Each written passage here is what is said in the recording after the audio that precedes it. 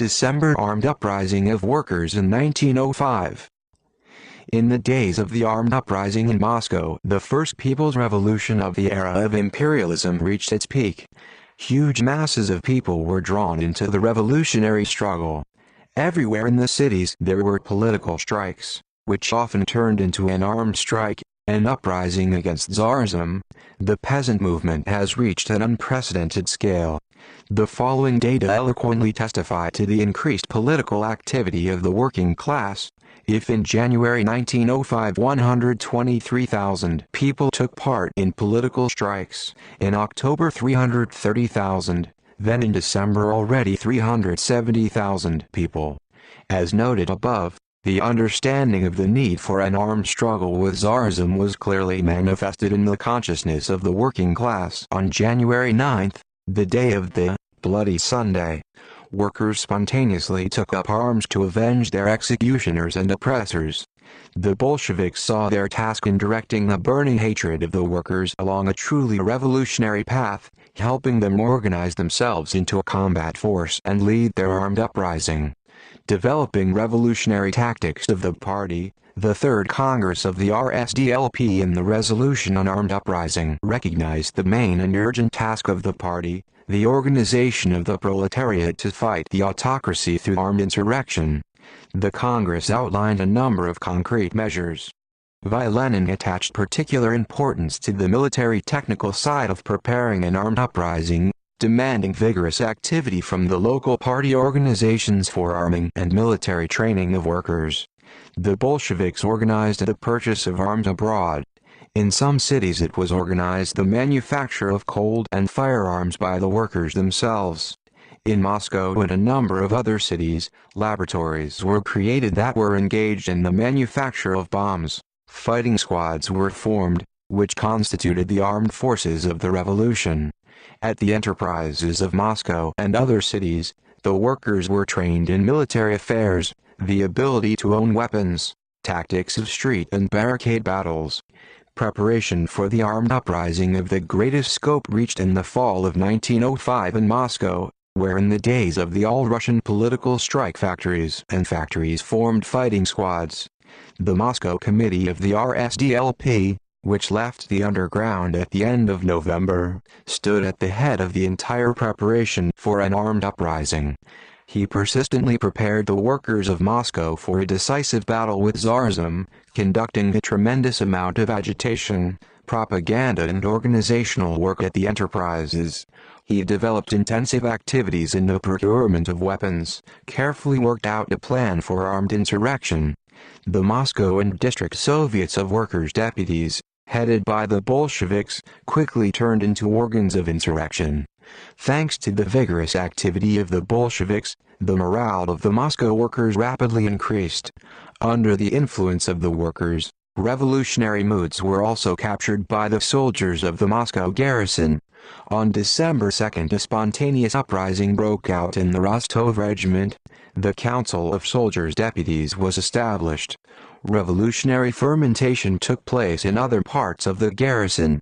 However, the Council of Soldiers' Deputies failed to cover the soldiers' masses with their leadership. The Moscow Soviet of Workers' Deputies and the Moscow Party Committee also failed to take proper measures to wrest the military units from under the influence of their superiors and draw them to the side of the revolution. All this allowed the military authorities to suppress the uprising in the Rostov Regiment, disarm and lock in the barracks of the soldiers of the Nezhizh and Pernov regiments. The impetus for the further growth of the strike movement in Moscow was the news of the arrest of the Petersburg Soviet of Workers' Deputies. The workers' deputies of the Moscow Soviet spoke in favor of the necessity of organizing a decisive action by the workers against Tsarism. On December 5, the Moscow Committee proposed to the Moscow Soviet to declare a general strike in order to transfer it into an uprising in the next few days. December 6 this issue was discussed at a meeting of the Moscow Council. Although the Mensheviks and socialist revolutionaries were against the armed uprising, but in the situation of the rapidly growing revolutionary sentiments among the working masses, they did not dare to vote against the general strike. In a unanimously adopted decision, The Moscow Soviet called on the workers on December 7 at 12 o'clock to begin a general political strike. This decision was met with great enthusiasm by the Moscow workers. On December 7 at 12 o'clock, the factories and plants of Moscow stopped. Shops were closed. During December 7-8, rallies and meetings took place everywhere in the enterprises. The clashes of workers with the troops and the police began on December 8. In the evening of this day, the police surrounded the garden, aquarium, and dispersed the meeting that took place there. On December 9, the troops fired and defeated Fiedler's School, in which a meeting of Moscow's fighting squads took place. The armed attack of the authorities on the workers accelerated the outgrowth of the strike into an uprising. Forced to defend, the workers on December 9 began building barricades. On December 10, barricades covered the streets of Moscow. Women and even children took part in building barricades. The insurrection engulfed a considerable mass of workers. In barricade battles participated at least 8,000 armed combatants, based on the support of the vast majority of workers in Moscow. However, the insurgents lacked weapons. More often than not, the defenders of the barricades could oppose to the troops only selfless heroism. The lack of weapons hampered the initiative of the workers, forcing them to defend themselves, instead of resolutely advancing. The situation of the insurgents was also complicated by the fact that the authorities managed to arrest almost all members of the Moscow Bolshevik Committee, which was the headquarters of the insurrection, on the night of December 8-9, as a result of which the insurrection, deprived of centralized leadership, broke up into a series of separate foci, almost unconnected. The uprising reached its peak in Presnya. Here, on December 7, workers of the Prokhorovka manufactory stopped working. On 9 December they went outside and started building barricades, which by evening covered all the most important streets of the area. The insurgents on Presnya were led by the District Soviet of Workers' Deputies and the Revolutionary Committee, which included deputies of the Moscow Soviet.